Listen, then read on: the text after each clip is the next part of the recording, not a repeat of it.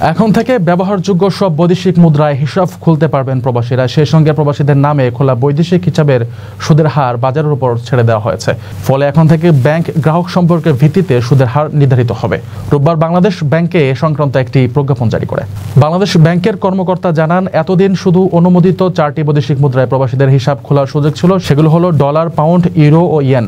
এখন অনুমোদিত মুদ্রার পাশাপাশি ব্যবহারযোগ্য সব বৈদেশিক মুদ্রায় হিসাব খুলতে পারবেন। এই সুযোগ দেওয়ায় দেশে বৈদেশিক মুদ্রার প্রবাহ বাড়বে। প্রজ্ঞাপনে বলা হয়, অনাবাসী বাংলাদেশিরা অনুমোদিত বিদেশি মুদ্রার পাশাপাশি ব্যবহারযোগ্য বিদেশি মুদ্রায় প্রাইভেট ফরেন কারেন্সি হিসাব এবং non resident foreign currency deposit হিসাব খুলতে পারবেন।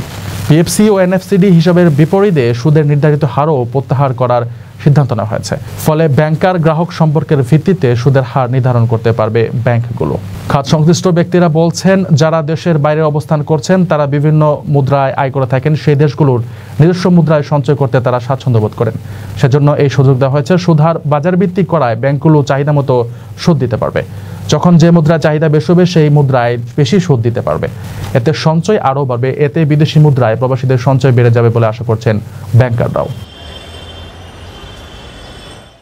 রেমিটেন্স যোদ্ধাদের ঢাকায় বিশেষ ছাড়ে রেডি ফ্ল্যাট দিচ্ছে শতভাগ বিশ্বস্ত ও নির্ভরযোগ্য প্রতিষ্ঠান প্রবাসীর সিটি।